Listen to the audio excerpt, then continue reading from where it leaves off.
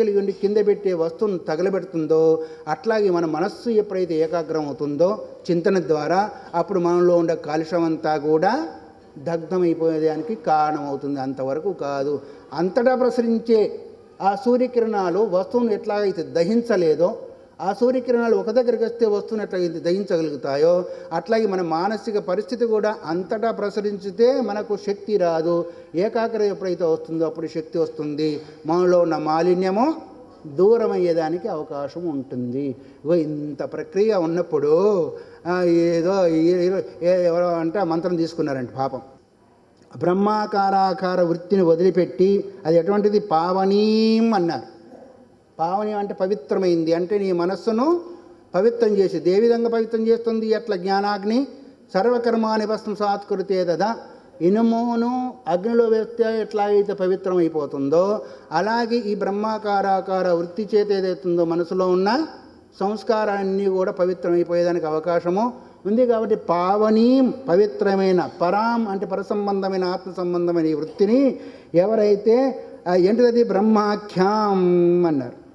ఆ బ్రహ్మాకారాకార వృత్తిని ఎవరైతే వదిలిపెడతారో, ఎవరు వదిలిపెట్టారు? ఇప్పుడు మనం అంతా వదిలిపెట్టామా, వదిలిపెట్టకుంటున్నామా? మీరే కాదు, మేము కూడా.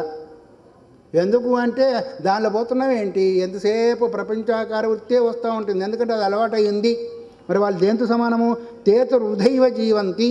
బ్రహ్మాకారాకార వృత్తి లేకుండా వృధాగానే ఎట్లయితే పనిపాట లేక జీవిస్తే వాడి జీవితం వ్యర్థమయ్యా, ఏ పనిపాట లేకుండా ఉంటారని మనం అనుకుంటామో, పెద్దవాళ్ళ దృష్టిలో కూడా మనము మన యొక్క జీవితం వృధా అంట. ఎందుకు అంటే పశుభిష్ట మిగతా వాటిని రేపు విందాం. హరి ఓం తత్సత్ శివార్పణమస్తు.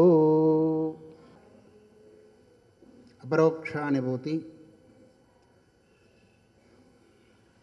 30వ శ్లోకం 131 శ్లోకంలో ఎవరైతే బ్రహ్మవృత్తిని వదిలి ఉంటూ ఉన్నారో వాళ్ళందరూ కూడా పశువులతో సమానము అని చెప్పారు. ఎవరైతే వృత్తిని తెలుసుకొని దాన్ని వృద్ధి పొందింపజేసుకుంటున్నారో వాళ్ళే 3 లోకాల్లో సత్పురుషులు, వాళ్ళే నమస్కార యోగ్యులు అని 131వ శ్లోకం ద్వారా చెప్పి, ఏషాం వృత్తి సమావృద్ధ పరిపక్వా చ సా పునః తే వై సద్బ్రహ్మతాం ప్రాప్తా నేతరే శబ్దవాదినః.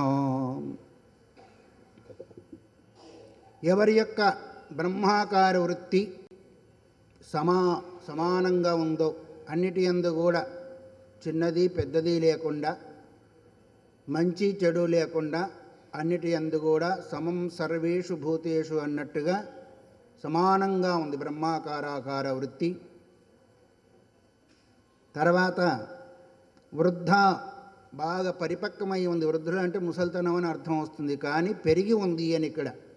వృద్ధులు అంటే ఎవరు? పెద్దవాళ్ళు, పెరిగిన వాళ్ళు. ఎవరైతే బ్రహ్మాకార వృత్తి సమానంగా ఉందో, వృద్ధత్వాన్ని పొందిందో, లేదా పరిపక్వమై ఉందో, వాళ్ళందరూ కూడా సద్బ్రహ్మతాం ప్రాప్త, వాళ్ళే బ్రహ్మతత్వాన్ని, బ్రహ్మజ్ఞానాన్ని పొందిన వాళ్ళు.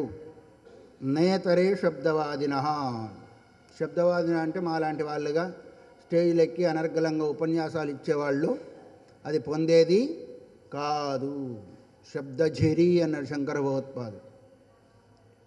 కేవలము వాచా వేదాంతంలోనే ఉండి అనర్గళమైన ఉపన్యాసాలు ఇవ్వడము కాదు, దాంతోపాటు బ్రహ్మాకారావృత్తిని పొంది దాన్ని వృద్ధి చేసుకున్న వాళ్ళు సత్పురుషులు అని భగవత్పాదులు అంటూ ఉన్నారు. అంతేకాకుండా రకరకాలైన వ్యాపారాదుల్లో ఉండి భగవన్నామం చేస్తే చేయొచ్చుగాక, కానీ బ్రహ్మాకార వృత్తి లేకుండా ఉంటే అది కూడా వ్యర్థము అని. ఈ విధంగా అటు అది ఇటు ఇది బ్రహ్మాకారాకార వృత్తి లేకుండా చేసే పనులన్నీ కూడా అది మళ్ళీ జన్మనిస్తుందో కానీ జన్మరాహిత్యానికి తోడయ్యేది కాదు. అందుకొరకు నైహి జ్ఞానేన సదృశం పవిత్రం ఇహ విద్యతే. జ్ఞానంతో సమానమైన వస్తువు ఈ లోకంలో ఇంకొకటి లేదు అని చెప్పేదానికి కారణం. ఏది కలిగినందువల్ల జనమన్న ప్రవాహ రూపమైన దుఃఖ సంసారాన్ని జీవుడు దాటుకోగలుగుతాడో అది బ్రహ్మాకారాకారాకార వృత్తి. ఏది చూసినప్పటికీ ఆ వృత్తి నష్టం కాకుండా ఉండాలి. అది వృద్ధి పొందుతూ ఉండాలి. అప్పుడే అతడు సద్బ్రహ్మతాం ప్రాప్త బ్రహ్మజ్ఞానాన్ని పొందిన వాళ్ళుగా అవుతారు. నేతరే జన ఇతరులు కారు. వాళ్ళంతా కూడా శబ్దవాదన శబ్దాలు వల్లిస్తూ ఉంటారు. పూర్వం ఒకప్పుడు ఎవరో ఒక స్వామివారు ఓ చిలుకని ఇప్పుడు కూడా తీసుకుని వస్తూనే ఉంటారు చిలుకల్ని. దాని మాటలు నేర్పించా అనుకున్నాడు. పాపం రామ రామ కృష్ణ కృష్ణ ఇప్పుడు కదా మనం నామని చెప్పినట్టు అన్నీ చెప్తా ఉంది. కానీ పిల్లి పట్టగానే ఏముంటుంది, అది నన్ను పిల్లి పట్టింది రక్షించింది అంటుందా? కీచు కీచు అంటుంది కదా. నేర్పించినప్పుడేమో రామ రామ కృష్ణ కృష్ణ అంది, పిల్లి పట్టగానే కీచు కీచు ఉంది. అట్లాగే మాలాంటి వాళ్ళు కూడా అంతే. అనర్గళంగా స్టేజ్లో కూర్చుని ఉపన్యాసం చెప్తాం, కానీ బ్రహ్మాకార వృత్తి లేకపోతే దాంతో సమానము అంటూ ఉన్నాడు. నేతరే శబ్దవాదిన. శబ్దాన్ని గురించి శబ్దాన్ని వల్లిస్తూ పోతే అది ఏమవుతుంది? అన్నం అన్నం అన్నం అన్నం అంటే పొట్ట నిండుతుందా? నిండదు. కానీ దాన్ని వండుకొని తిన్నప్పుడు కదా పొట్ట నిండుతుంది. అట్లాగే కేవలం శబ్దమాత్రం చేతనే తృప్తి పడకుండా శబ్దలోపలక్షితమైన శబ్దం ద్వారా ప్రతిపాదింపబడే బ్రహ్మాకార వృత్తి అయితే దాన్ని పొందిన వాళ్ళు సత్పురుషులు, దాన్ని పొందిన వాళ్ళే సార్థకమైన జీవులు అని చెప్తూ కుశలా బ్రహ్మవార్తాయాం వృత్తిహీనా సురాగిన. ఇంకా ఒక చెంపదెబ్బేస్తున్నాడు మాలాంటి వాళ్ళకి, మీలాంటి వాళ్ళకి కాదులేండి. కుశలా బ్రహ్మవార్తాయాం, బ్రహ్మముని గురించి చెప్పే దానిలో బాగా కుశలు అంటే ఆ అక్షరాక్షరము ప్రత్యక్షము ప్రతి పదం కూడా వివరించి అబ్బాయి ఇలాంటిగా చెప్పేవాళ్ళు ఎవరు లేరండి అనిపించేట్టు కూడా చెప్తూ ఉంటారు బ్రహ్మవార్త. కానీ వృత్తిహీన సురాగిన, బ్రహ్మాకార వృత్తి ఏమో లేదు, ప్రాపంచిక సంబంధమైన అనురాగమేమో పోలేదు. రాగ అనురాగాలతో రాగద్వేషాలతో ఉంటూ ఉన్నారు. వాళ్ళంతా కూడా బ్రహ్మస్వరూపమైన మోక్షాన్ని పొందుతారనే భావన లేదు. అంటే ఏంటి అర్థము? కేవలం శబ్దంలోనే ఉండకుండా పూర్వంలో చెప్పిన 15 అంగాలతో కూడా ఎవరైతే బ్రహ్మాకారాకార వృత్తిని సాధన చేసి దాన్ని వృద్ధివంతం చేసుకుంటారో వాళ్ళే సార్థకం అవుతుంది. కానీ శబ్దమాత్రంలో ఉంటే అది తనను తరింపజేయలేదు, ఇతరులను కూడా తరింపజేయలేదు. తాను తరించేదానికి అందుకొరకే స్వయం తీరా పరాంస్తారయంతి, తాను ఉత్తీర్ణుడై ఇతరులను కూడా తరింపజేస్తూ ఉంటారు మహానుభావులు. శబ్దమాత్రంలో ఉన్నంత మాత్రం చేదే అయితే శబ్దమాత్రము శబ్ద బ్రహ్మని నిష్ణాత పరం బ్రహ్మాధిగచ్చతి. శబ్దబ్రహ్మ ఉండవలసిందే. శబ్దబ్రహ్మ అంటే ప్రణవం కూడా అవుతుంది. కానీ మరి అది రాకుండా, అది లేకుండా, దాన్ని అనుసంధానం చేయకుండా బ్రహ్మాకారాకార వృత్తి వచ్చేదానికి కూడా అవకాశము లేదు, రాదు. అందుకొరకు ఇక్కడ కేవలం ఖండన చేసేది అంటే కేవలం శబ్దమాత్రం చోదిన ఉండకూడదు. ఆ వృత్తిని సంపాదించి వృత్తిని అభివృద్ధి చేసుకుంటూ ఉండాలి అనే విషయాన్ని గుర్తు చేస్తూ వాళ్ళు ఏమన్నారు? సురాగిన వృత్తిహీన. రాగద్వేషాలు ఇప్పుడు ఎంతోమంది చెప్తూ ఉంటారు. మళ్ళీ ఏదో అంటారే, ఇంటి స్టేజ్ ఈవెంట్లో వంకాయ తినకూడదు అందరూ చెప్పారు, ఇంటికి పోయి వంకాయ కూర చేయించుకున్నా అంటే అట్లాగా ఉంటుంది. అవునా కదా? చెప్పేది ఒకటి చేసేది ఒకటి. దీన్ని ఏమన్నాడు మలయాళ స్వామి గారు? దీని పేరు శుష్క వేదాంతము అన్నాడు. అంటే ఎండిపోయిన వేదాంతం. ఆ వేదాంతంలో పచ్చదనం లేదు, పచ్చిదనం లేదు. ఆ శుష్క వేదాంతం. అందుకరికి ఎలా చెప్తామో అలా ఉండగలిగినప్పుడు అతడు బ్రహ్మాకార వృత్తి కలిగి ఉంటాడు. లేకపోతే ఆయన సత్యవాది అవుతాడు. సత్యస్వరూపమైన తత్వాన్ని తెలుసుకునేదానికి అవకాశము ఉంటుంది. లేకపోతే కేవలం శబ్దం మాత్రం ఉంటే వాళ్ళు సురాగిన వృత్తిహీనా కుశలా బ్రహ్మవార్తాయాం. రాగద్వేషాలు ఉంటాయి. మళ్ళీ ఇంకోటి ఏంటిది అంటే అన్ని ప్రాపంచికుల కంటే కూడా ఎక్కువ భోగానుభవం ఉండనే ఉంటుంది, కానీ వృత్తి మాత్రం ఉండదు. అలాంటి వాళ్ళు ఇహాన్ని కానీ పరాన్ని కానీ జయించలేరు. కేవలము ఏదైనా చేస్తే తనకు అందుబాటులో ఉన్న వస్తువాహనాదులంతా కూడా లభింపజేసుకొని అనుభవించడానికి మాత్రమే పనికొస్తుంది. భుక్తయే నతు ముక్తయే అన్నారు. భుక్తి కొరకే కానీ ముక్తి కొరకు కాదు అన్నారు. చక్కగా భుక్తి కొరకే కానీ ముక్తి కొరకు కాదు అన్నారు. అందుకొరకే మనము ఏదంటారు, సౌ బక్కన ఏక లిఖన, 100 రాసేదానికంటే 100 చెప్పేదానికంటే ఒకటి రాయడము మేలు అన్నారు. అలాగే మనం చెప్పుకున్నాం కదా, మౌనం మౌనం అనుకున్నప్పుడు ఎలా ఉన్నట్టయితే మౌనం అనిపించుకుంటుందో ఆ విధంగానైనా ఉండి మీ నిన్నదాకా ఆయన తిరిగి వచ్చాడు. అది ఎక్కడో లంకలో. ఆయన పేరేంటి? గట్టిగా చెప్పండి, నాకు చెవుడు కొంచెం. ఆయనకి ఇంకొక పేరుంది, మారుతి. మారుతి మారుతి మా అంటే లేదు, వృత్తి అంటే శబ్దం. ఆయన చేస్తాడే కానీ చెప్పడు. మారుతి అంటే రుతి అంటే ఏంటిది శబ్దం. మారుతి అంటే వాయువు అనే అర్థం కూడా ఉంది. కానీ మా అంటే లేదు, రుతి అంటే శబ్దం. అంటే నోటితో చెప్పడు, చేతులతో చేసి చూపిస్తాడు, అలాగా ఉండాలి. మనమేమో 12 చెప్పుకుంటాం, ఒక్కడు కూడా చేయం. మనం లేనిపోని అని కూడా చెప్పుకుంటాం. తెల్లార వరకు ఆ టీవీ నిండనో లేకపోతే ఆ పేపర్ నిండనో రావాలి, చేసేది మాత్రం ఒకటి ఉండదు. ఇప్పుడు రాజకీయ నేతలందరూ కూడా అట్లే కదా, చెప్పేది కొన్ని చేసేది కొన్ని. ఇప్పుడు సన్యాసులు కూడా అట్లాగే తయారయ్యారు, చెప్పేది కొన్ని చేసేది కొన్ని. అందరూ అట్లాగే తయారైపోయారు శబ్ద బ్రహ్మంలోనే. కానీ ఎలా చెప్పుతామో అలాగనే మనస్యేకం వచస్యేకం కర్మణ్యేకం మహాత్మనా అన్నారు. ఏదైతే మనసులో అనుకుంటామో అది వాక్కు ద్వారా చెప్పడము, ఏది వాక్కు ద్వారా చెప్తామో అది చేతులు చేయడం ఏదైతుందో మహాత్ముల యొక్క లక్షణం. అది ఎవరైనా కావచ్చు, జాతి, ఆశ్రమం, లింగం, వయస్సు ఏదీ చెప్పబడలేదు. మనస్యన్యం వచస్యన్యం కర్మణ్యన్యం దురాత్మనా అన్నారు. మనసులో ఒకటి అనుకున్నాడు, వాక్కుతో ఇంకోటి చెప్పాడు, ఆ తర్వాత కర్మ చేసేవాడు ఇంకోటి చేశాడు. వాళ్ళెవరు? దురాత్ములు అన్నారు. అందుకొరకే సత్యస్వరూపమైంది కాబట్టి వాక్కులో మనస్సులో, అందుకొరకే త్రికరణ శుద్ధిగా ఏదైతే మనం చేయగలుగుతామో అప్పుడు ఆ తత్వాన్ని పొందగలుగుతాము. అందుకొరకే మనకు ఇన్ని దినాలు, ఇన్ని శరీరాలు, ఇన్ని జన్మలు వచ్చేదానికి కారణం ఏంది అంటే త్రికరణ శుద్ధిగా మనము ఆ తత్వాన్ని అనుసంధానము చేయడము లేదు. అందుకొరకు సురాగిన రాగద్వేషాలు లేకుండా ఎప్పుడైతే వృత్తిని సంపాదిస్తారో అప్పుడు కానీ వాళ్లకు శాంతి, అంతవరకు శాంతి అనేది లభించే అవకాశమే. నిమేషార్థం న తిష్టంతి వృత్తిం బ్రహ్మమయీం వినా యదా తిష్టంతి బ్రహ్మాద్యా సనకాద్యా శుకాద్యా. కేవలం వాక్కులోనే ఉండి శబ్దమాత్రం వాళ్ళని అది నిందించి తర్వాత ఒక నిమేషార్థం, నిమేషం అంటే కంటి రెప్ప వాల్చడం నిమేషం అంటారు. నిమేషం అంటే ఇది నిమిషం, అది నిమిషం అంటున్నాం 50 సెకండ్లు 60 సెకండ్లతో కూడుకుంది. నిమేషం అంటే కంటిరెప్ప వాల్చడం. కంటిరెప్ప వాల్చడం కాదు కదా, అర్ధ కంటిరెప్ప వాల్చేదానికి ఎంత టైం పడుతుందో అందులో సగం టైము కూడా బ్రహ్మాకారాకార వృత్తి లేకుండా ఉండరంట.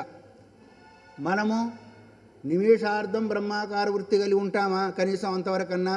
స్వల్పమప్యస్య ధర్మశ్చత్రాయతే మహతోపయాతని భగవంతుడు కొంచెం ఉన్నప్పటికీ గొప్పనైన భయం. ఏం భయం? జీవుడికి జ్ఞానమన ప్రవాహ రూపమైందే భయము. ఆ భయం నుంచి తరింపబడుతున్నా అన్నారు. కానీ నిమేషంగా నిమేషార్థం కూడా బ్రహ్మవృత్తిని వదిలిపెట్టి వాళ్ళు ఉండడం లేదు. ఎవరు అంటే బ్రహ్మాద్య, బ్రహ్మ విష్ణు మహేశ్వరాదులు వాళ్ళు ఉంటారు. ఎప్పుడు వాళ్ళకి అదే ఆకార వృత్తి. శివుని ఎప్పుడు చూసినా ఎట్లుంటాడు? తపస్సులో ఉన్నట్టుగా ఉంటాడు. అట్లాగే ఆయన కూడా ఆయన వృత్తిలో ఆయనే ఉంటాడు. ఆయన వృత్తిలో ఉండి కూడా సర్గాది సృష్టి వగర చేస్తూ ఉంటాడు. విష్ణు భగవంతుడు కూడా ఆయన స్థితిలో ఆయన బ్రహ్మాకార వృత్తి ఉండే పాలన చేస్తూ ఉంటాడు. ఈ విధంగా ఒక నిమేషార్థం కూడా బ్రహ్మాదులు ఒకటైందా. వాళ్ళేమో సృష్టి స్థితి ప్రళయకర్తలు. రెండవది సనకాద్యాహ. సనకాదులు ఎవరు? సనందన, సనత్కుమార, సనత్సుజాతులు. వీళ్ళెవరు? బ్రహ్మ మానసపుత్రులు. 5 రకాల సృష్టిలో మానవ సృష్టి కూడా ఒకటి. వాళ్ళు పరమ వైరాగ్య సంపన్నులు, ఆజన్మ బ్రహ్మచారులు. వాళ్ళు కూడా ఏంటి?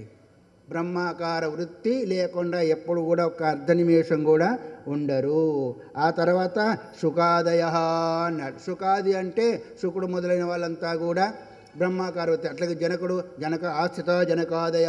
భగవద్గీతలో జనక చక్రవర్తి మొదలైన వాళ్ళంతా కూడా మరి బ్రహ్మాకార వృత్తితోనే సమస్త పనులు చేశారు. అందుకొరకే అలాంటి వాళ్ళకు నకర్మ లిప్యతేనరే. ఆ విధంగా ఉండే వాళ్ళకు ఒకవేళ కర్మ చేసినా ఆ కర్మ చేత కలిగే ఫలం చేత అంటబడరు అన్నారు. అందుకొరకు బ్రహ్మాకారాకార వృత్తి కలిగి దైవభావంతో చేస్తే ఒకవేళ చెడు జరిగినప్పటికీ కావాలని చేస్తే తప్ప, మంచి చేస్తున్నప్పుడు ఒకవేళ చెడు జరిగినప్పటికీ ఆ దోషం మనకి అంటదు, అది తుడుచుకొని పోతూ ఉంటుంది. అందుకొరకు అర్ధ నిమేషం కూడా బ్రహ్మాదులు కావచ్చు, సనకాదులు కావచ్చు, శుకాది మహర్షులంతా కూడా వదిలిపెట్టి ఉండడం లేదు. అందుకొరకే శ్రేష్టం ఈ సమాధి ఏదైతే ఉందో అతి శ్రేష్టమైంది అన్నారు. శ్రేష్టోయం రాజయోగ. దీన్నే రాజయోగం అనేదానికి రాజయోగం అంటే అర్థమేమి? ఈ 15 అంగాలతో కూడుకొని బ్రహ్మాకారావృకార వృత్తిని ఎప్పుడైతే సంపాదిస్తాడో అప్పుడు రాజయోగం పడుతుంది. కానీ మొన్న ఒకసారి చెప్పుకున్నామే, భార్యాభర్తలుగా ఉండి సాధన చేస్తే ఈ రోజుల్లో రాజయోగం అండి అనే దగ్గరికి అయితే కావచ్చు కాక, కానీ ఇప్పుడు అసలు రాజయోగం ఏంటిది? ఇది మీ భావనతో అది రాజయోగం అయితే కావచ్చు కాక, ఎట్లో రకంగా భగవన్ముఖులు కావడం మనకు కావాలి. అది వద్దనడం లేదు. కానీ అసలు రాజయోగం ఏంటి? రాజ అంటే రాజవిద్య రాజగుహ్యం అన్నాడు భగవంతుడు కూడా. రాజవిద్య అంటే అర్థమేమి? బ్రహ్మ విద్య, రాజవిద్య. ఆ రాజవిద్య అది రాజగుహ్యం కూడా. ఇది రాజయోగము అంటే జ్ఞానయోగము. అన్ని యోగాల కంటే కూడా మించిన యోగము జ్ఞానయోగం ఏదైతే ఉందో అది రాజయోగము. ఆ రాజయోగాన్ని కలిగిన వాడు బ్రహ్మాకార వృత్తి కలిగి ఉండి జ్ఞానమన ప్రవాహ రూపమైన సముద్రం నుంచి బయట పడేదానికి అవకాశము ఉంటుంది అని చెప్పి, కార్యే కారణతాయాత కారణే నహి కార్యత కారణత్వం తతో గచ్చేత్ కార్యాభావే విచారత. విచారణ చేసేప్పుడు బ్రహ్మాకారాకార వృత్తిని మనం సంపాదించాలి అంటే ఇక్కడ రెండు చెప్పాడు. ఒకటి కారణము, ఒకటి కార్యము అన్నాడు. కారణములో కార్యం ఉందా, కార్యములో కారణం ఉందా, రెండు ఒకటిగానే ఉందా విచారణ చేయడం. ఇప్పుడు మట్టి ఉంది, కుండ ఉంది. మట్టి కుండ తాడు మనం వదిలిపెట్టి పోవు, ఎప్పుడూ జరుగుతూనే ఉంటాయి. కాబట్టి కారణం ఉంటే కార్యం ఉంది, కారణం లేకపోతే కార్యం లేదు. మట్టి ఉంటే కుండ ఉంది, మట్టి లేకపోతే కానీ. అయితే కుండ లేకుండా కూడా మట్టి ఉండగలుగుతుందా లేదా? మట్టి లేకుండా కుండ ఉండలేదు, కానీ కుండ లేకుండా మట్టి ఉంటుందా ఉండదా? ఉంటుంది. అందుకొరకు అట్లాగే ఈ సమస్త ప్రపంచాలకు కారణం ఎవరు? బీజం మాం సర్వభూతానాం, సర్వభూతాలకంతా కారణము అభిన్న నిమిత్తోపాదాన కారణం ఎవరు? పరమాత్మ. పరమాత్మ ఉంటేనే ఈ కార్యం, మట్టి ఉంటేనే కుండ ఎట్లయితే కనిపిస్తుందో అలాగే పరమాత్మ లేదు తత్వము లేదు చైతన్యం ఉంటేనే జగత్తుకు ఆస్కారము ఉంది. అది లేకపోతే ఆస్కారము లేదు. ఇప్పుడు కారణము ముఖ్యమైందా, కార్యం ముఖ్యమైందా? అసలు కార్యం అనేది ఉందా? మట్టి రూపంలో ఉన్నప్పుడు మట్టే, కుండ రూపంలో కనిపించేది కూడా కారణభూతమైన మట్టే, కానీ కార్యం అక్కడ వాస్తవికంగా లేదు. అట్లాగే ఇప్పుడు ప్రపంచంలో మనకు కనిపిస్తూ ఉన్నప్పటికీ, ప్రపంచ రూపంలో కనిపిస్తూ ఉన్నప్పటికీ బ్రహ్మమేనా, బ్రహ్మానికంటే భిన్నమా? కానీ ఇక్కడ అర్థం కావడం మనకు మట్టి కుండ దగ్గర అర్థమవుతుంది, కానీ ఇదంతా కూడా బ్రహ్మమే అంటే, ఎందుకంటే ఆ స్థితికి పోలేదు కదా. ఇక్కడ విచారణ ద్వారానేమో మట్టి కుండ ఒకటే అని మనకు తెలిసింది, కానీ ఆ స్థితికి ఎప్పుడైతే పోతాడో బ్రహ్మం కంటే భిన్నమైంది ఒకటి కూడా లేదు, కారణానికి భిన్నమైన కార్యం ఒకటి కూడా లేదు అనే భావన మనకు కనిపిస్తూ ఉంటుంది. అందుకనే కార్యే కారణతాయాత, కార్యంలో కూడా కారణం వచ్చింది. మట్టిలో కుండలో కూడా మట్టి ఎట్లాగైతే వచ్చిందో ఈ సమస్త చరాచర జగత్తు రూపమైన కార్యంలో కూడా బ్రహ్మరూప కారణమే ఉంది, కానీ ఆ కార్యం అంటూ లేదు. ఆభాస రూపము కారణేనహి కార్యత, కారణంలో కార్యం అనేది లేదు. మట్టిలో కుండ అనేది లేదు. ఒకవేళ కనిపించినా అది మట్టి రూపమైన మట్టి కంటే భిన్నము కాదు. ఎట్లాగో అలాగే బ్రహ్మమందు ప్రపంచం కనిపించినప్పటికీ బ్రహ్మానికంటే కూడా భిన్నంగా. అందుకొరకే బ్రహ్మ భిన్నం సర్వమిథ్య జడత్వాతు పరిచ్ఛిన్నత్వాతు అని బ్రహ్మ భిన్నంగా ఏదైతే కనిపిస్తుందో ఉన్నదని అనుకుంటున్నామో అదంతా కూడా మిథ్యే. ఎందుకంటే దానికంటే భిన్నంగా లేదు, దానికంటే భిన్నంగా రాదు, దానికి భిన్నంగా ఉనికి కూడా దాని ఉనికి దీనికి ఉనికి. తాడు యొక్క ఉనికే పాముకి ఎట్లాగైతే ఉనికి అయిందో, మట్టి యొక్క ఉనికే ఘటానికి ఎట్లాగైతే ఉనికి అయిందో, అలాగే పరమాత్మ యొక్క ఉనికి సర్వకాల సర్వావస్థలందు ఉండే ఆ ఉనికే దీనికి కూడా ఉనికి చేసేసి ఉన్నట్టుగా భావింపదూపిస్తుంది, తోపింప చేస్తుంది. అందుకొరకే కార్యములో కారణం ఉంది, కానీ కారణంలో కార్యము లేదు. నా యందు అవి ఉన్నాయి, కానీ వాటి యందు నేను లేనన్నాడు భగవంతుడు భగవద్గీతలో కూడా. అవి నా యందు ఉన్నాయి, నా ఆధారంగా ఉన్నాయి. ఇప్పుడు ఈ స్టేజ్ని ఆధారంగా చేసుకొని మేమున్నాం, కానీ మాలో స్టేజ్ ఉందా? లేదు. అట్లాగే పరమాత్మ తత్వాన్ని ఆధారంగా చేసుకుని సమస్త చరాచర జగత్తు ఉంది, కానీ జగత్తులో తాను లేడు. మరి దానిలో కూడా నేను ఉన్నాను అంటే నా రూపంలో నేను ఉన్నాను, కానీ వాటి రూపంలో లేను. మట్టి రూపంలో కుండలో మట్టి ఉంది, కానీ కుండ రూపంలో మట్టి లేదు. తన స్వరూపంగానే తాను ఉంది. అట్లాగే ఈ విధంగా విచారించుకుంటూ వృత్తిని ఎప్పుడైతే వృద్ధి చేసుకుంటూ పోతామో అజ్ఞావస్థలోనేమో ప్రపంచం వేరుగా ఉన్నట్టుగా భాషిస్తుంది. జ్ఞానావస్థలో పరమాత్మ కంటే భిన్నంగా ఒక వస్తువు లేదని ఉంటుంది. ఇదే బ్రహ్మాకార వృత్తి. ఈ వృత్తిని ఎవరైతే సంపాదించి నిత్య నిరంతరం కూడా అభివృద్ధి చేసుకుంటూ పోతుంటారో వాళ్ళు మళ్ళీ తిరిగి రారు అనేదాన్ని చెప్పేసి, అతశుద్ధం భవేద్వస్తు యద్వైవాచామగోచరం. ఇప్పుడు కార్యము లేదు, కారణం లేదు, దాని యొక్క స్వరూపం ఏంటిది? శుద్ధ స్వరూపము అన్నారు. అంటే కార్యం ఎప్పుడు వస్తుంది? ఏదో ఒక మాలిన్యం ద్వారా కదా మనకు కనిపిస్తూ ఉంటుంది. దేని ద్వారా మాలిన్యము? అజ్ఞానము లేదా మాయ. మాయా కల్పిత దేశకాల కలన వైచిత్ర్య చిత్రీకృతం అన్నట్టుగా ఆ మాలిన్యం ద్వారా ఏదైతే ఉందో అందుకొరకే ఏమన్నారు, పాదోస్య విశ్వభూతాని త్రిపాదస్యామృతం భువి. బ్రహ్మైక ఏకదేశంలో మాయైక దేశంలో సరాచర జగత్తులన్నీ కూడా ఉన్నాయి. అయితే ఏకదేశంలో ఎప్పుడైతే మాయ ఉందని అనుకుంటున్నాం, కానీ అది మాయ అంటే అర్థమేమి, బ్రహ్మ యొక్క శక్తే కానీ బ్రహ్మ కంటే భిన్నము కాదు. ఎట్లా అయితే మన శరీరంలో శక్తి ఉందా లేదా, ఉంది. దాన్ని ఏ విధంగా మనం చూపించగలుగుతాము, ఏదో ఒక క్రియ ద్వారా చూపిస్తాం, కానీ బయట తీసి పెట్టి దాన్ని చూపించడానికి అవకాశమే లేదు. అట్లాగే తత్వం యొక్క శక్తి ఏంటిది, మాయ అనుకున్నాము. ఆ కార్యరూపాన్ని ధరించినప్పుడు, ఈ రూపాన్ని కనిపించినప్పుడు దాని శక్తి అనుకుంటున్నాం, కానీ వాస్తవికంగా దాని శక్తి కాదు. అందువల్లనే కారణము కార్యము ఎప్పుడైతే లేకుండా పోయిందో ఆ వస్తువు ఏదైతే ఉందో శుద్ధం అన్నారు. అంటే కార్యకారణ భావన లేని వస్తువు ఏదైతే ఉందో శుద్ధం అపాభవిద్ధం కవిర్ మనీషి పరిభూ స్వయంభూ అని మనకు ఈశావాస్య శృతి చెప్పేదానికి కారణమైంది. కాబట్టి సమస్త ప్రపంచాలంతా కూడా ఒడిగిన తర్వాత తన స్వరూపంలో తాను ఉన్న తర్వాత సృష్టి లేదు, స్థితి లేదు, ప్రళయం లేదు, తనకు తానుగా ఉన్న సమయంలో శుద్ధం అని చెప్పేదానికి కారణం. అట్లాగే జీవుడు ఎన్నో జన్మల నుంచి చేసుకునే వచ్చే ఆ సంచిత ప్రారబ్ధాగాములన్నీ కూడా జ్ఞానమని అగ్నిచేత దయింపబడిన తర్వాత అతను కూడా శుద్ధ స్వరూపుడు. శుద్ధమాసిక్తం అన్నారు. ఎట్లాగైతే నది వెళ్ళి సముద్రంలో కలిసిన తర్వాత సముద్ర స్వరూపమే అవుతుందో దానికంటే భిన్నంగా అయ్యేదానికి అవకాశం లేదో. ఇప్పుడు ఒకదానిలో ఏమున్నాయి, బియ్యం ఉన్నాయి, ఇంకో దానిలో బియ్యం ఉన్నాయి, గోధుమలు కలిసి ఉన్నాయి. ఆ బియ్యంలోంచి గోధుమలు తీసివేసిన తర్వాత అట్లాగే ఉంచుతామా, ఈ బియ్యంలో కలిపేస్తాం. ఎందుకంటే ఒకటే రూపం కలిసింది కాబట్టి. అట్లాగే మాలిన్యం అని తొలగిన తర్వాత కేవల రూపమై ఉంది, అది కేవలస్య భావ కైవల్యం అన్నారు. కేవల స్వరూపంగా ఉండడం ఏదైతే ఉందో అదే కైవల్యము, అదే శుద్ధ స్వరూపము. ద్రష్టవ్యం సద్ఘటి మృదుఘటేనైవ దృష్టాంతేన పునఃపునః. అది మాటికి చిత్తంలో నిలవాలి అంటే మృతఘటం, కుండ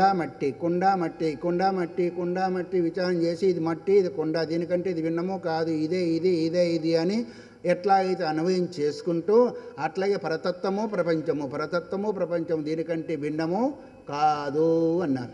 ప్రపంచం అంటే ప్రచి విస్తారే అనే ధాతువు చేత ప్రకృష్టేన విస్తార ఇది ప్రపంచ. లేని వస్తువు కూడా ఉన్నట్టుగా కనిపిస్తుంది కాబట్టి అది ఉత్తర క్షణంలో ఉండదు. కాబట్టి ఎట్లాగైతే కుండ అనేది మట్టి కంటే భిన్నం కాకుండా కనిపించినప్పుడు కూడా మట్టిగానే ఉందో, ఆ పగిలిపోయిన తర్వాత కూడా మట్టిగానే ఉంది, తయారు కాకముందు కూడా మట్టిగా ఉంది. ఏకమేవా ద్వితీయం నేహనానాస్తి కించన.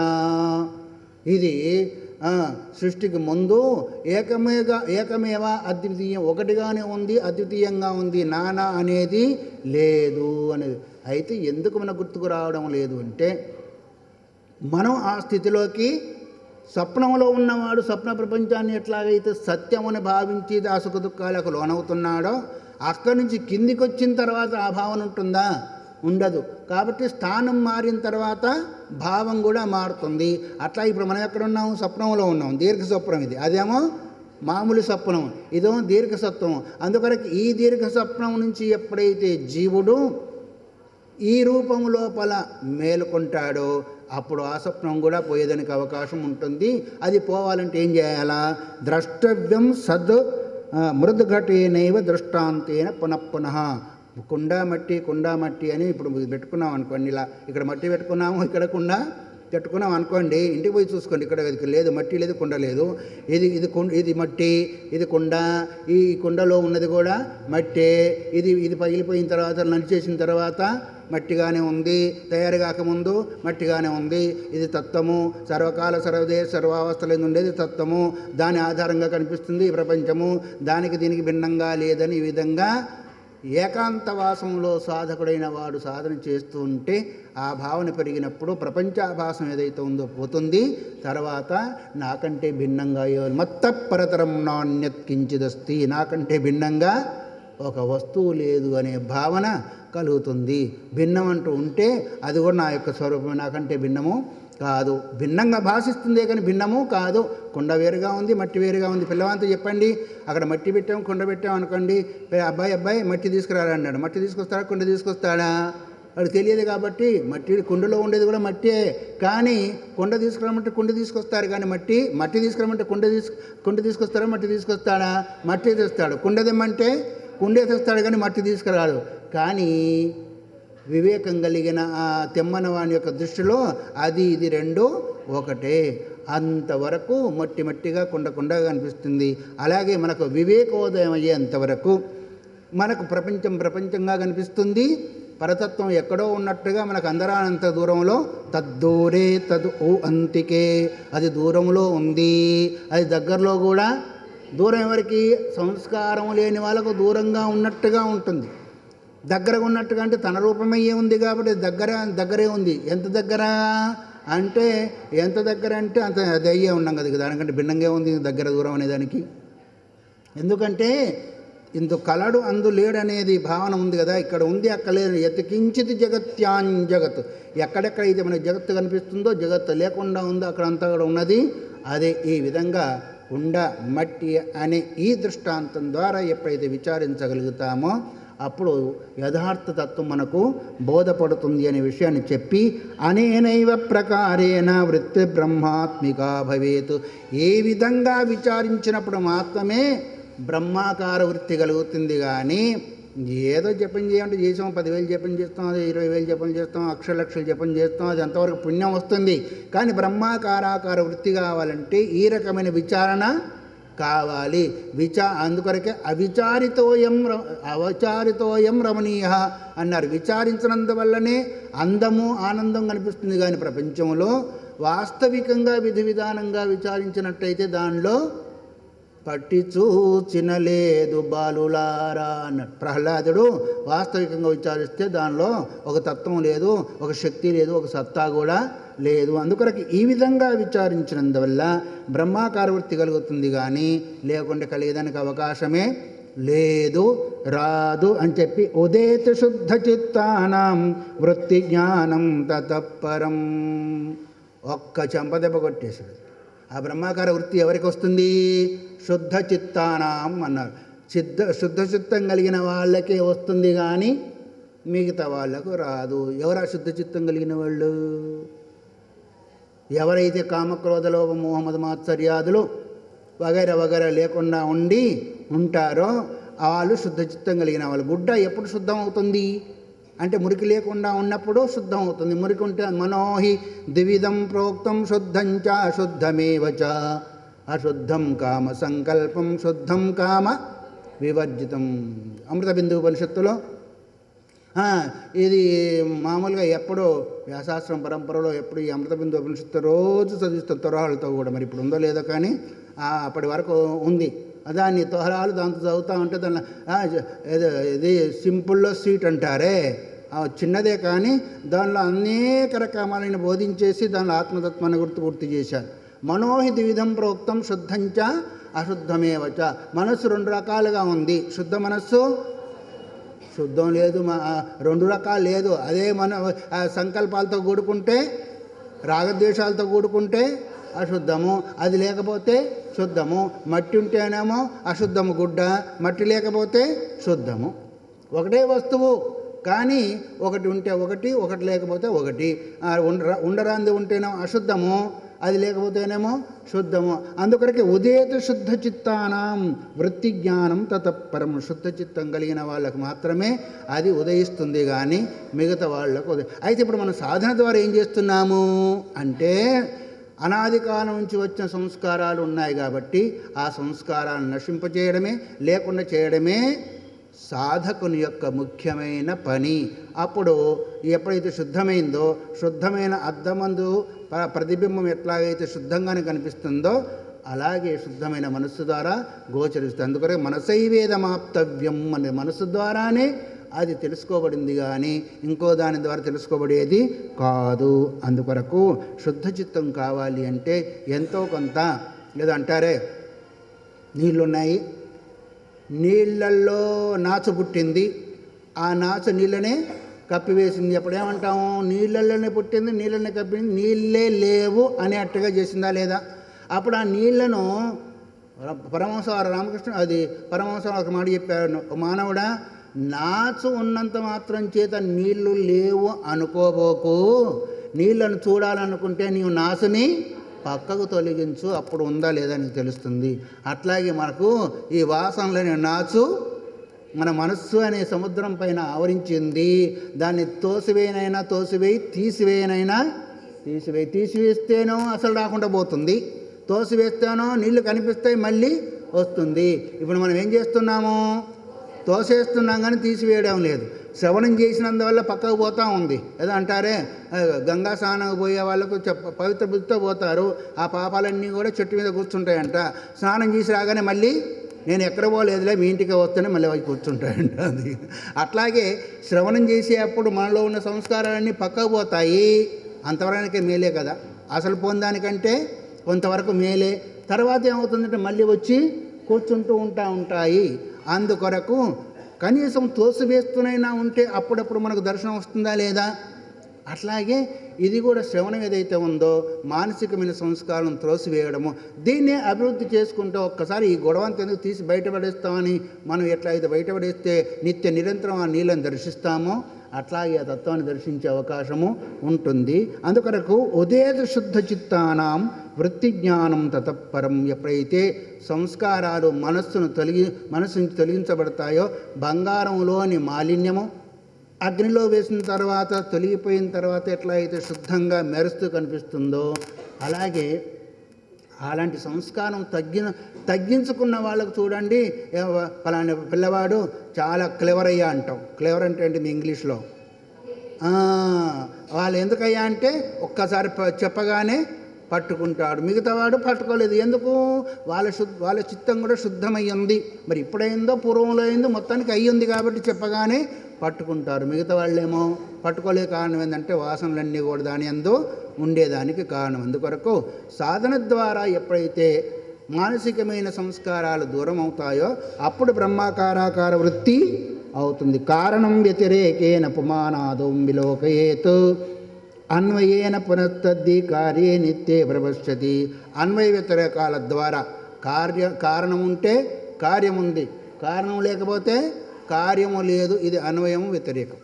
కాబట్టి కారణం ఉంటే కారణం ఏంటిది? బ్రహ్మము. కార్యం ఏంటిది? ఆకాశము, వాయు, అగ్ని, ఆ జలము, ఆ పృథివీ, ఓషధులు వగైరా వగైరా అంతా కూడా ఇది కార్యము.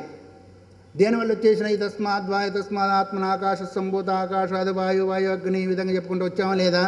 ఆత్మన అంటే ఆత్మ కారణమైందా లేదా? ఆ కారణం ఉన్నందువల్ల ఈ కార్యము ఉంది. ఈ కారణం లేకుంటే కార్యం అనేది లేదు. ఈ విధంగా కార్యకారణ భావం చేతి ఎప్పుడైతే మనం అన్వయ వ్యతిరేకాలు చేసుకుంటూ ఉంటామో అప్పుడు కూడా కారణానికంటే భిన్నంగా ప్రపంచం అనేది ఒకటి లేదు. అదే నా యొక్క స్వరూపం అనే బ్రహ్మాకార వృత్తి ఏర్పడేదానికి అవకాశము ఉంటుంది. అందుకరకే కారణత్వం తతో గచ్చేత్ అవశిష్టం భవేన్ముని. కారణం పోయిన తర్వాత, ఆ కార్యం పోయిన తర్వాత మిగిలేదేంటిది? శుద్ధమైన తత్వము. ఆ తత్వమే నేననే భావన ద్వారా ఎప్పుడైతే అనుసంధానపూర్వకమైన ఆ సత్తాను కలిగించుకుంటాడో తాను కూడా తద్రూపము బ్రహ్మవిత్ బ్రహ్మైవ భవతి. జ్ఞానీతు ఆత్మైవ మే మతము. బ్రహ్మము తెలుసుకున్నవాడు బ్రహ్మమే అవుతాడని చెప్పినట్టుగా, జ్ఞాని నా యొక్క స్వరూపం చెప్పినట్టుగా ఆ కార్యాన్ని ఎప్పుడైతే తొలగిస్తామో కారణరూపం మిగులుతుంది, ఆ స్వరూపమే మనదవుతుంది. భావితం తీవ్ర వేగేన యద్వస్తో నియచ్ఛయాత్మనా అన్నాడు. తీవ్ర వేగానామాసన్న యోగసూత్రం. స్పీడ్గా వెళ్ళిపోతావా, సైకిల్లో వెళ్తావా, స్కూటర్లో వెళ్తావా, కారులో వెళ్తావా, దాన్ని బట్టి ఉంటుంది. కానీ ఎంత టైం పడుతుంది ఏం చెప్పగలుగుతారు? ఏం చెప్పేదానికి అవకాశము లేదు. అట్లాగే ఇక్కడ కూడా తీవ్ర వేగానాం ఆసన్న, ఎవరి యొక్క సాధన తీవ్రంగా ఉంటుందో, తీవ్రం అంటే ఏంటిది? అహర్నిషం రాత్రింబవళ్ళు తస్మాత్ సర్వీషు కాళీషు అన్నట్టుగా రాత్రింబవళ్ళు వాళ్ళ యొక్క సాధన నిరంతరాయంగా జరుగుతూ ఉంటుందో వాళ్ళకేంటిది? ఆసన్న అంటే దగ్గర. లేకపోతే మన అలాంటి వాళ్ళు ఉన్నారు. అందుకొరకే అనేక జన్మ సంసిద్ధి అన్నారు. ఎందుకంటే మనకు తీవ్ర వేగం లేదు. కొంత చేస్తూ ఉంటాం, కొంత అది, కొంత ఇది, కొంతేమో ప్రపంచం, కొంతేమో పరమార్థము, కొంత అటు, కొంత ఇటు, కొంత పైకి, కొంత కిందికి, కొంత మధ్యలో ఈ రకంగా పోతుంటుంది. కాబట్టి మనకెంతసేపు టైం పడుతుంది అంటే ఎంత బట్టలు పడుతుంది. అయితే అట్లని నిరాశ చెంద కూడా అవసరము లేదు. కాలు ముందుకు వేయాలంటారు. మలయాళ స్వామి ఏమన్నారు? ఒక అడుగు ముందుకు వేయగలిగితే వేయి, ఉన్న దగ్గరైనా ఉండు, వెనక మాత్రము మనం ఏం చేస్తున్నాం, ఒక అందుకు ముందుకు వేస్తున్నాం, 3 అడుగులు వెనకకి వేస్తున్నాం. ఎప్పుడు వెళ్తాము? వెళ్ళడానికి అవకాశం. వెనక వెళ్ళడం అంటే అర్థం ఏమి? సాధన ముగించుకొని ప్రపంచ వ్యవహారం పడడమే వెనక వెళ్ళడం. అది ఎవరైనా కావచ్చు, మీరు కావచ్చు, మేము కావచ్చు, బ్రహ్మదేవుడు కావచ్చు గాక, ఉన్నది ఉన్నట్టుగానైనా ఉండాలి కానీ వెనకకు అడిగేసేటట్టుగా ఉండకూడదు. అందుకొరకే ఎవరికయ్యా పావుతం తీవ్ర వేగన యద్వస్తు నిశ్చయాత్మన, నిశ్చయబుద్ధి కలిగి ఎప్పటికైనా ఎలాగైనా దీన్ని సాధించాలి అని నిశ్చయబుద్ధి కలిగిన వాడై ఉండి తీవ్ర వేగంతో చేసినట్టయితే అతనికి తొందరగా ఆ బ్రహ్మాకార వృత్తి కలిగేదానికి అవకాశం ఉంటుంది. దాన్ని ఏమన్నారు? అపరోక్ష అనుభూతి అన్నారు. ఈ విధంగా లేకపోతే అపరోక్ష అనుభూతి కలిగేదానికి అవకాశమే లేదు. ఎందుకు అంటే ఒక వస్తువును మనం సాధించాలంటే దానికి సంబంధించిన ప్రక్రియను మనం కలిగి ఉన్నప్పుడే దాన్ని పొందుతాం, కానీ లేకపోతే పొందే అవకాశమే లేదు. పుమాస్తద్ది భవేత్ శీఘ్రం జ్ఞేయం భ్రమరకీటవత్ అన్నారు. దానికి ఉపమానం ఇచ్చాడు.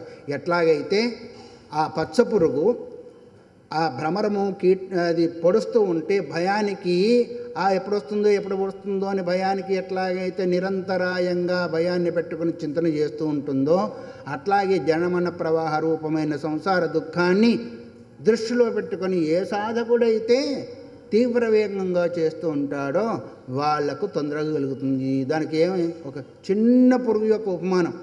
అది ఏమైనా తపస్సు చేసిందా, దానికి ఏమైనా శరీరం ఉందా, లేకపోతే మానవ శరీరమా, లేదా పుణ్యమా పాపమా, కేవలం స్మరణే కదా.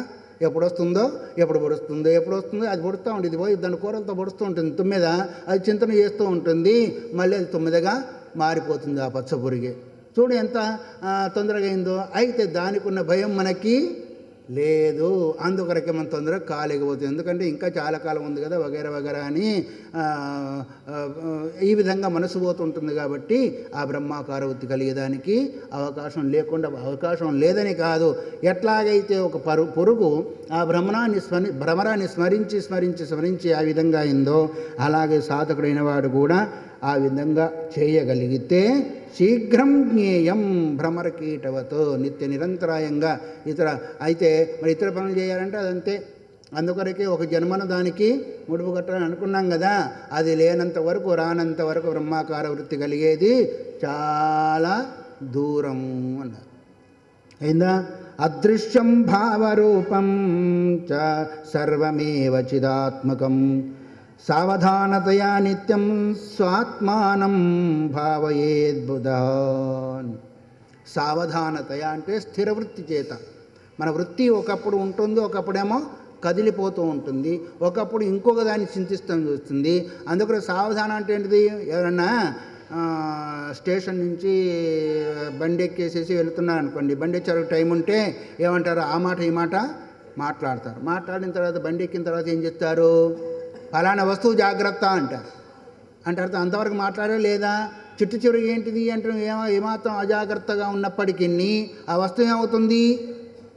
ఉంటుందా పోతుందా? ఎవరో ఒకరు తీసుకొని. అందుకొరకు సావధానతయ, జాగ్రత్తగా నీ మనస్సు మళ్ళీ ప్రపంచ భావనకు పోకుండా బ్రహ్మాకార వృత్తినే ఉండేట్టుగా, అక్కడి నుంచి తొలకుండా ఉండేట్టుగా తయారు చెయ్యి. నిత్యం స్వాత్మానం భావయేది ఉదహ, నిత్య నిరంతరం కూడా ఆత్మస్వరూపాన్ని.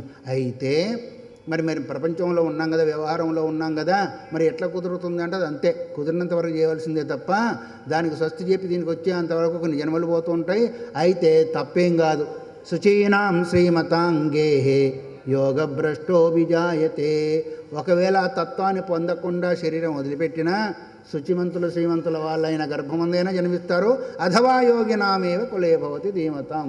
యోగులు పుణ్యాత్ములైన గర్భమంద పుట్టి మళ్ళీ సాధన చేస్తూ ఉంటారు. కాబట్టి దాన్ని పట్టి కొంతమంది అంటూ ఉంటారు, పట్టు పట్టగరాదు, పట్టు విడగరాదు, పట్టి విడిస్తే పాపం వస్తుందేమో అని భయపడుతూ ఉంటారు. అక్కడ ఏం లేదు, పాపం లేదు, దోషము లేదు, అయినంతవరకు చేసుకుంటూ పోయేది. కానీ మనకు రిటైర్మెంట్ వచ్చిన తర్వాత మాత్రం మళ్ళీ అది పూసుకోకూడదు. 50 60 వచ్చిన తర్వాత రిటైర్మెంట్ వస్తుంది కదా, అప్పటికైనా కొంచెం నిరంతరం చేసుకునే దానికి అవకాశాన్ని ఇస్తే ఇంకా మనం తొందరగా ఆ వృత్తిని పొందేదానికి అవకాశం ఉంటుంది. అందుకని అదృశ్యం భావరూపంచ సర్వమేవ చిదాత్మకం. అదృశ్యం అంటే వస్తువు లేదు, అంటే దృశ్యం అనేది లేదు, దృక్కు మాత్రమే ఉంది. దృశ్యం అనేది మిథ్య, దృక్కే సత్యమైంది అని భావయేత్ బుధ అంటే, బుధ అంటే బుద్ధిమంతుడైన వాడు. ఏం బుద్ధి? బ్రహ్మాకారాకార వృత్తిని పొందాలి అనుకునే ఆ వ్యక్తి నిరంతరం కూడా భావిస్తూ ఉండాలి. అందుకొరకే ఏమన్నారు? భావశుద్ధియే. ఆ మాట ఎప్పుడో చెప్పారు. అందుకొరకు అది పొందకుండా లేడు వ్యక్తి. ఇప్పుడు మనం కరెంటు లేకుండా లేదు, స్విచ్ వేసుకోవడం తడవు, మనం కరెంటు వెలుగుతుంది, తర్వాత చీకటి కూడా పోతుంది. ఆకారమయ్యే ఉన్నాము, కానీ మనం ఆ స్విచ్ వేసేది మర్చిపోతున్నాం. ఇంకా కరెంటు రాలేదే. ఈరోజు నేను స్నానం చేసేటప్పుడు ఏంటిది గీజరు స్విచ్ వేసాను అనుకున్నాను, 6 గంటల అయిన తర్వాత పోతే చల్లగా ఉన్నాయి నీళ్ళు. స్విచ్ వేస్తే కదా అది కాగేదానికి. అట్లాగే మనం స్విచ్ వేయకుండా ఏం చేస్తున్నాం అంటే చీకటి పోవాలా అనుకుంటున్నాం. పోతుందా? అది పోయేదానికి అవకాశమే లేదు. అందుకొరకు భావయేత్ బుధ, బుద్ధిమంతుడైన వాడు, సంస్కారవంతమైన వాడు ఆ విధంగా భావించవలసి ఉంటుంది. తర్వాత దృశ్యం హి అదృశ్యతాం నీత్వా బ్రహ్మాకారేణ చింతయేత్. దృశ్యం అన్నాము. దృశ్యం అంటే ఏంటిది? నామరూపాలతో కూడుకున్నదాన్ని. నామరూపాలు తొలగిస్తే ఉండేది ఏంటిది? అస్థిభాతి ప్రియము. ఆ అస్థిభాతి ప్రియ రూపమైందే తత్వము, అధిష్టానము. దానికంటే భిన్నంగా ఈ నామరూపాత్మ జగత్తు అనేది లేదు అనేదాన్ని తీసుకొని రావాలి విచారణ ద్వారా. అస్థిభాతి ప్రియము, నామము, రూపము. ఈ అస్థిభాతి ప్రియం మాత్రమే ఉంది, కానీ నామము రూపము మిథ్య. కుండ అనేది నామము, కుండ రూపము. అది పగిలిపోతే ఆ నామము ఆ రూపం ఉందా? లేదు. కానీ ఉన్నదేంటిది? అధిష్టాన రూపమైన మట్టి ఉందా? లేదా? ఉంది. దానికంటే భిన్నంగా ఉందా? లేదు. దృశ్యమి అదృశ్యతాం నీత్వా, కనిపించే ఆ దృశ్యాన్ని, అదృశ్యం అంటే మనస్సు ద్వారా లేకుండా చేసి, అది లేకుండా పోదు, మనస్సు ద్వారా విచారణ ద్వారా లేకుండా చేసి అధిష్టాన రూపమైన తత్వాన్ని మనం గ్రహించగలిగి బ్రహ్మాకారేణ చింతయేతు.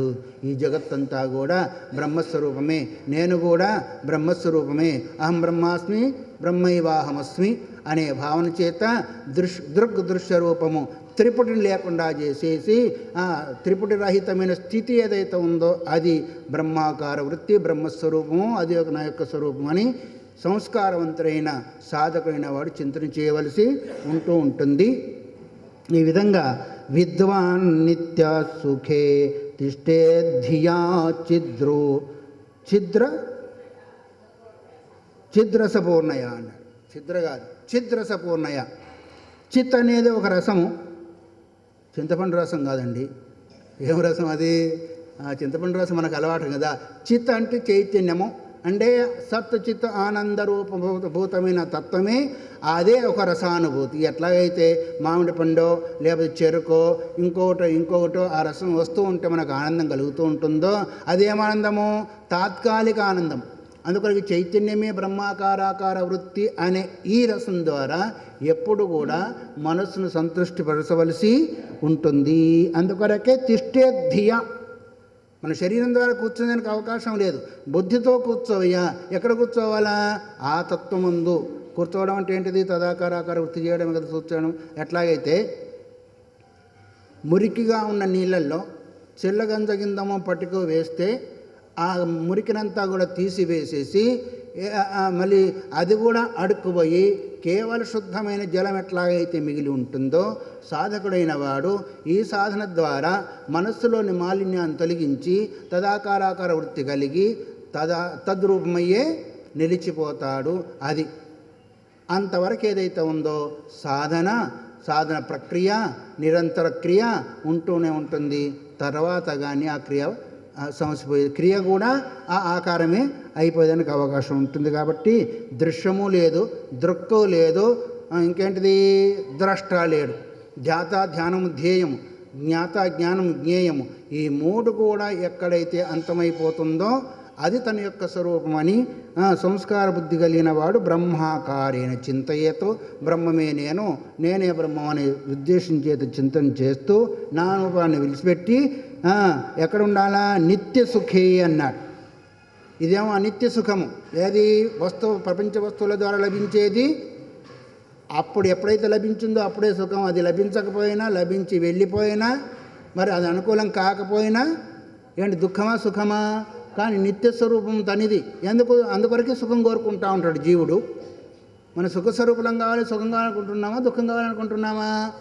సుఖమే కావాలనుకుంటున్నాం. ఎందుకు? సుఖస్వరూపం కాబట్టి. ఇప్పుడు బంగారు వస్తువు పోయింది అనుకోండి, బంగారు వస్తువు అయితే బంగారు వస్తువుని వెతుక్కుంటామా, వెండి వస్తువుని వెతుక్కుంటామా? పోయింది బంగారు వస్తువు, వెతుక్కునేది కూడా బంగారు వస్తువు, వెండి వస్తువో లేదా ఇనుప వస్తువుని ఎవరు వెతుకోరు. అందుకొరకే మన సుఖస్వరూపం కాబట్టి సుఖాన్ని కావాలని వెతుక్కుంటున్నాం, సుఖాన్ని కావాలని కోరుకుంటున్నాము. అందుకని నిత్య సుఖే తిష్టే ధియా చిద్రసపూర్ణయ అంటే చిద్రసం అంటే చిదానందం అనేది ఏ రసమైతే ఉందో దాన్ని ఆస్వాదిస్తూ నిత్యం కూడా ఆకారాకార వృత్తి కలిగి ఉండాలి అని ఇంతవరకు అపరోక్షానుభూతిని నేను చెబుతున్నాను చెప్పి, దానికి సాధకుడు ఎవరో చెప్పి, దాని సాధన చతుర్ష సంపత్తిని చెప్పి, ఆ సంపత్తి కలిగిన వాడే ఇగో ఈ విధంగా శరీరం అంటే ఏమి, ఆత్మ అంటే విచారణ చేసి తర్వాత సాధకుడై 15 అంగాలతో కూడా ఎప్పుడైతే సాధన చేస్తాడో అప్పుడు ఈ స్థితికి వస్తాడని శంకర భగవత్పాదులు మరి ఈ అపరోక్షానుభూతిని సామాన్యమైన సాధకుడు కూడా అర్థమయ్యేట్టు మనకు బోధించారు. తర్వాత ఏభిరంగై సమాయుక్తో రాజయోగ ఉదారుత, ఈ అంగాలతో కూడుకున్న సాధన ఏదైతే ఉందో అదే రాజయోగము అన్నారు. ఏంటిది రాజయోగం?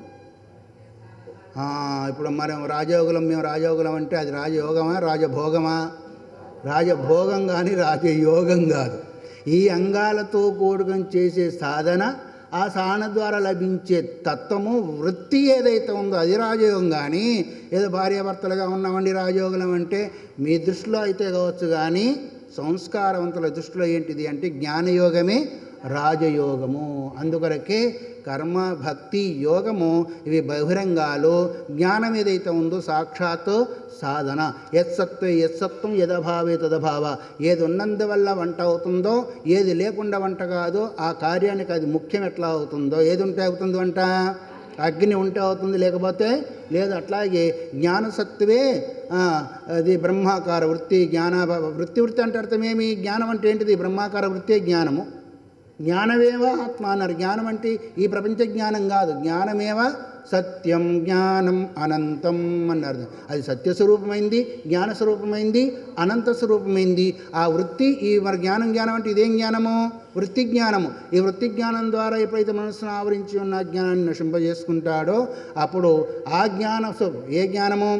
పరమాత్మకి ఏ జ్ఞానం అనే పేరు పెట్టబడిందో తద్రూపము అవుతాడు. అందుకొరకు ఈ అంగాలతో కూరుకున్నవాడు రాజయోగ ఉదారుత, అతనే రాజయోగి అని చెప్పబడతాడు.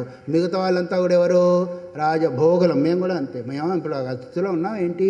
మీరు పెడుతున్నారు, మేము తింటున్నాము, మీరు ఇస్తున్నారు, మేము కట్టుకుంటున్నాము, మీరున్నారు, మేము ఉన్నారు. కాకపోతే మీరు వదిలిపెట్టి రమ్మంటే రాలేరు, మేము గబుక్కుని వెళ్ళిపోతాం. ఎక్కడికి ఋషికేశం, ఎక్కడికెక్కడో పోతాం, అంతే తేడా. అవునా కదా? అదైనా కావాలి కదా, ఉంటుంది. అయితే ఒకటేంటంటే చేసేదంతా ఎవరికొరకి? మీ కొరక, మా కొరక? మళ్ళీ మీరు వస్తే మీకు పెట్టేదే. త్వదీయం వస్తు గోవిందా తుభ్యమేవ సమర్పయేతు. ఏ వార్షికోత్సవం అదో ఇదో అని చెప్పేసి ఏదో ప్రకారంగా మళ్ళీ జ్ఞానబోధ వగైరా చేస్తూ మళ్ళీ అంతా మీకు ఉపయోగము, అంతే కదా. అయితే ఇక్కడ చెప్పుకునేది ఏంటంటే రాజయోగం అంటే ఇది అని పేరు పెట్టారు శంకర భగవత్పాదులు. అది అయితే కావచ్చు కదా, మాకేం అభ్యంతరంలే. కానీ దాని పేరు చెప్పుకొని మనం ఎప్పుడైతే కళ్ళు మూసుకొని ఉంటామో ఈ తత్వాన్ని పొందలేమనేది గుర్తుకుంటే సరిపోతుంది. అని ఈ విధంగా కించిత్ పక్వకషాయానాం హఠయోగేన సంయుత. ఎవరికైతే ఇప్పుడు హఠయోగం అంటే ఏంటిది? పాతంజలి యోగ శాస్త్రం ద్వారా చెప్పింది హఠయోగము, ఇదేమో రాజయోగము అన్నారు. రాజయోగం అంటే జ్ఞానయోగము, హఠయోగం అంటే ప్రాణాయామాది యోగాలతో. అయితే కొంచెం పక్వమైన వాళ్ళు అంటే కొంచెం సంస్కారం కలిగిన వాళ్ళేమో హఠయోగం ద్వారా పొందబడతారు, సంపూర్ణమైన సంస్కారం కలిగిన వాళ్ళేమో రాజయోగం ద్వారా పొందబడతారు. ఇప్పుడు ఏ యోగం కావాలి మనకి? అబ్బో, అక్కడ చాలా పైనే ఉన్నారు మీరైతే. హఠయోగంతో పని లేదు. ఎందుకంటే రాజయోగం కావాలి, కానీ రోజు 3 సార్లు 4 సార్లు పోయేది మాత్రము చింతన జరుగుతుందా? అది కావాలంటే దేన్నైతే మనం కోరుకుంటాం దానికి సంబంధించిన క్రియ చేసినప్పుడు లభిస్తుందా, ఇంకో రకంగా లభిస్తుందా? మనమేమో తూర్పు పోవాలనుకుంటున్నాం, పడవనకేమో అడుగులు వేసేస్తున్నాము. మనం అలాగ అన్ని కాదు, వేసినంత వరకు తూర్పుకి వేసి పడవరకు వేయాల్సినప్పుడు అక్కడ నిలబడితే చాలు. మనం రాజయోగులము అవుతాము. అక్కడ ఒక మనకి ఏం కావాలి? పట్టుదల కావాలా, జాగ్రత్త అనేది కావాలా. అందుకని కొంచెం పక్వమైన వాళ్ళకేమో హఠయోగము, మరి బుద్ధి సంస్కారం కలిగిన వాళ్ళు ఏమైతే ఉన్నారో రాజయోగం ద్వారా ఆ తత్వాన్ని, ఆ బ్రహ్మాకారాన్ని వృత్తి పొందుతారు అని చెప్పేసి కించిత పక్వ కషాయాన్ని. కషాయం అంటే ఏంటిది? కషాయం కషాయం అంటే ఔషధం కాదు. కషాయం అంటే ఏంటిదంటే మాలిన్యం. ఆ కషాయం లోపల ఉన్న మాలిన్యం పోతుందని అది కషాయం అని చేస్తాం. తులసి కషాయం ఇంకోటి చేస్తాం. ఇప్పుడు కషాయం అంటే ఏంటిదంటే ఇక్కడ మాలిన్యం. ఆ మాలిన్యం పక్వమైంది అంటే మన సాధన ద్వారా అది పోతూ ఉంటుంది. అలాంటి వాళ్ళకి ఏదైతే ఉందో హఠయోగేన సంహిత అంటే పాతంజలి యోగ శాస్త్రం చేత ఏదైతే చెప్పబడిందో హఠయోగము, దాని ద్వారా అందుకొరకు శ్రవణము, మననము, నిధిధ్యాస, ఇవి 3 అంగాలు ఏవైతే ఉన్నాయో రాజయోగానికి ముఖ్యము. శ్రవణం, తర్వాత మననము, తర్వాత నిధిధ్యాస. శ్రవణం బహిరంగం అవుతుంది, మననము అంతరంగం అవుతుంది. మరి నిధిధ్యాసకము మననము బహిరంగం అవుతుంది, ఆ తర్వాతనేమో నిధిధ్యాస అంతరంగం అవుతుంది. మొత్తానికి ఈ శ్రవణ మన నిధిధ్యాసాలేమో బహిరంగ సాధనలు, తర్వాత కర్మభక్తి యోగమేమో రాజయోగానికి బహిరంగ సాధన, అది అంతరంగ సాధన, ఇవేమో బహిరంగ సాధనలు. ఇది రాజయోగం అనుకుంటే కర్మ భక్తి యోగము. కర్మ చేతనేమో చిత్తశుద్ధి, భక్తి చేతనేమో ఆసక్తి, ఆ తర్వాత ఏం చెప్పాను? యోగము.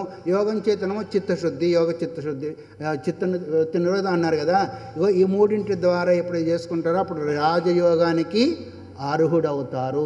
అందుకొరకు మన యొక్క మానసిక పరిస్థితిని మెరుగుపరుచుకోవాలి. ఇప్పుడు శారీరక పరిస్థితిని మెరుగుపరుచుకోవాలంటే ఎట్లాగైతే యోగా అని చేస్తున్నామో అట్లాగే మానసిక పరిస్థితిని మెరుగుపరుచుకోవాలనుకుంటే కూడా హఠయోగాన్ని ఆచరించాలా, లేదు రాజయోగాన్ని. 15 అంగాలు చెప్పారు కదండి. ఆ 15 అంగాల్లో ఏ ఒక్క అంగాన్ని మనం అనుసరించినప్పటికీ రాజయోగాన్ని పొందగలుగుతాము. చివరగా పరిపక్వం మనో యేషాం కేవలోయం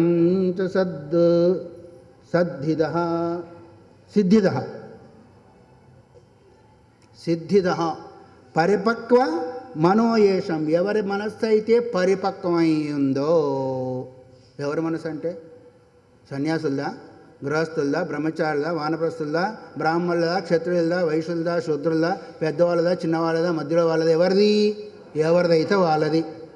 ఇక్కడ ఏ వివక్ష కూడా లేదు. ఎవరి మనస్సు అయితే ఏమైంది? పరిపక్వమై ఉందో వాళ్లకు సిద్ధిని ఇస్తుంది అన్నారు. పరిపక్వం అంటే ఏంటిది? రాగాది దోష లేకుండా ఉండడమే. రాగము, ద్వేషము, లోభము, మోహము, మదమాత్సరము, కామగతి లేకుండా ఉండడం ఏదైతే ఉందో ఆ దోషరహితం ఉన్న మనస్సు కలిగిన వాళ్ళకి కేవలోయంచ సిద్ధిదః. కేవల స్వరూపం, కేవలస్య భావ కైవల్యము అంటే ప్రపంచరహితమైన, ప్రపంచ సంస్కార భావనారహితమైన చిత్తం ఏదైతే ఉందో అది కేవలము దాని ద్వారానే ఏదైతే ఉందో బ్రహ్మాకార వృత్తి కలుగుతుంది. అదే సిద్ధిని ఇస్తుంది. ఇంకా గురుదైవత భక్తానాం సర్వేషాం సులభో జవాతు. చివరికి ఏం చెప్పారంటే గురుదైవత భక్తానాం, ఆ భక్తి మొదలు ఉండాలి. ఎందుకంటే గురువు అనుగ్రహం ఉండాలా, ఈశ్వరానుగ్రహం ఉండాలా, శాస్త్రానుగ్రహం ఉండాలా, ఆత్మానుగ్రహం ఉండాలా. అన్నిటికంటే ముఖ్యమైనది ఏంటిది? గురువు అనుగ్రహము.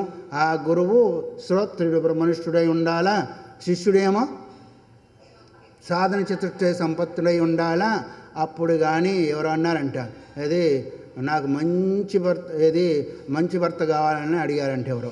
మంచి భర్త అంటే ఏంటంటే లోకమంతా కూడా మా వారు చెప్తే వినాలా, మా వారు మాత్రం నేను చెప్తే వినాలి అందంటారు. అలాంటి భర్త కావాలి. అట్లాగే ఇప్పుడు గురువు అంటే అర్థం ఏంటిది? ఇప్పుడు గురువు మనం చెప్పినట్టు వినాలి, కానీ ఆయన చెప్పినట్టు మనం వినడానికి అవకాశము లేదు. మనం చెప్తే ఆయన కూర్చోవాలి, రమ్మంటే రావాలా, లేవంటే లేవాలా. ఇప్పుడు మనం వాళ్ళు చెప్పినట్టు వినాలంటే మన మనస్సు అందరట్లా కాదులేండి. అట్లా అయినప్పుడే గురువాజ్ఞే నాకు పరమగతి అని ఎవరైతే తెలుసుకుంటారో, దైవాజ్ఞే నాకు పరమగతి అని ఎవరైతే నమ్ముతారో అలాంటి వాళ్ళకు శుద్ధ చిత్తము కలుగు. యస్య దేవే పరాభక్తి యదా దేవే తదా గురౌ తస్యైతే కథా అర్థ అని మనకు శ్వేతాశ్వతర ఉపనిషత్తులో ఒక మాట వస్తుంది. దేవుని యందు, ఇష్టదైవమందు ఎలాంటి భక్తి ఉంటుందో గురువు యందు కూడా అలాంటి భక్తి కలిగి ఉన్నప్పుడు, ఎందుకంటే మార్గదర్శి ఆయన, జనమన ప్రవాహం సంసారం నుంచి దాటించేదానికి నావ. అలాంటి వాళ్ళ యందు అకుంఠితమైన భక్తి ఎవరికైతే ఉంటుందో, దేవత యందు భక్తి ఎవరికి ఉంటుందో అలాంటి వారు సర్వేషాం అన్నారు. ఒకరికి కాదు, ఇద్దరికి కాదు, వాళ్ళకి కాదు, వీళ్ళకి కాదు, సర్వేషాం అంటే ఆఖరి పశుపక్షాదులు కూడా కావచ్చుగాక. పొందరా లేదా? కాళ, హస్తి, శ్రీ. శ్రీ అంటే ఏంటిది? సాలెపురుగు. కాళ అంటే సర్పము, హస్తి అంటే ఏనుగు. అవి కూడా పొందినట్టు మనకు చరిత్రలు చెప్తున్నాయా లేవా? పురాణాలు చెప్తున్నాయా లేవా? అయితే వాటికి లేకపోవచ్చు జ్ఞానము. ఎవరైనా కావచ్చుగాక. ఇది అది అనే వ్యవస్థ లేకుండా ఇలాంటిది ఉంటే సులభో జవాత్. జవాత్ అంటే శీఘ్రంగా, తొందరగా ఈ యొక్క బ్రహ్మాకారాకార వృత్తి కలిగేదానికి అవకాశము ఉంటుంది అని ఆఖరికి ఏం చెప్పారు మనకు మంత్రము? గురుదైవ భక్తానాం. గురువు యందు భక్తి ఉండాలా, దేవత యందు అంటే ఇష్టదైవమందు భక్తి ఉండాలా.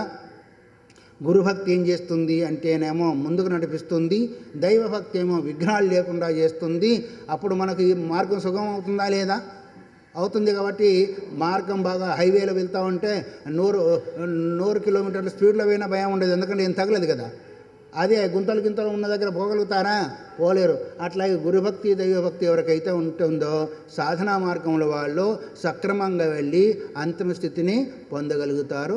దీన్నే అపరోక్షానుభూతి అంటారు. మొత్తానికి ఎట్లాగో దైవానుగ్రహం చేత బొంబాయి మెయిల్లాగా బయలుదేరి పూర్తి చేసుకో. ఈరోజు అవుతుందో కాదు అనుకో, ఎందుకంటే 14 శ్లోకాలు. నిన్న గంటన్నర చెప్తే 8 శ్లోకాలు కూడా కావాలా.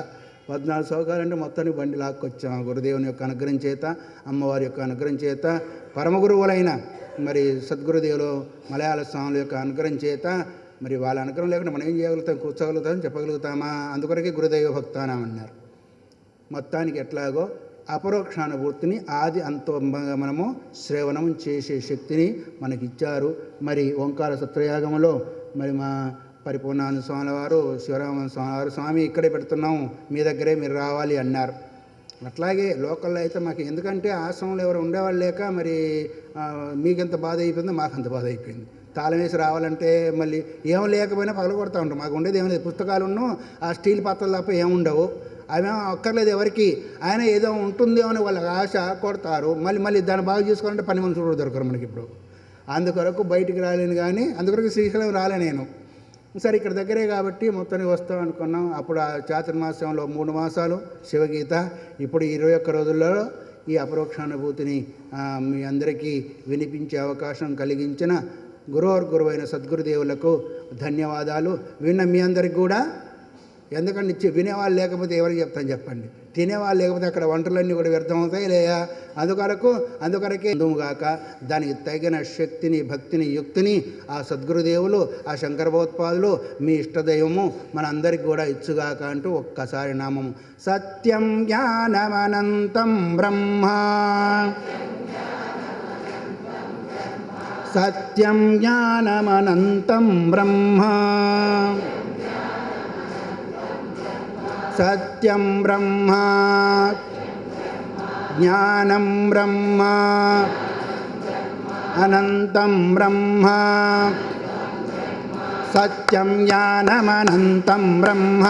రే సత్యం జ్ఞానమనంతం బ్రహ్మ, సత్యం జ్ఞానమనంతం బ్రహ్మ, సత్యం బ్రహ్మ, జ్ఞానం బ్రహ్మ, అనంతం బ్రహ్మ, సత్యం జ్ఞానమనంతం బ్రహ్మ. సద్గురు భగవానికి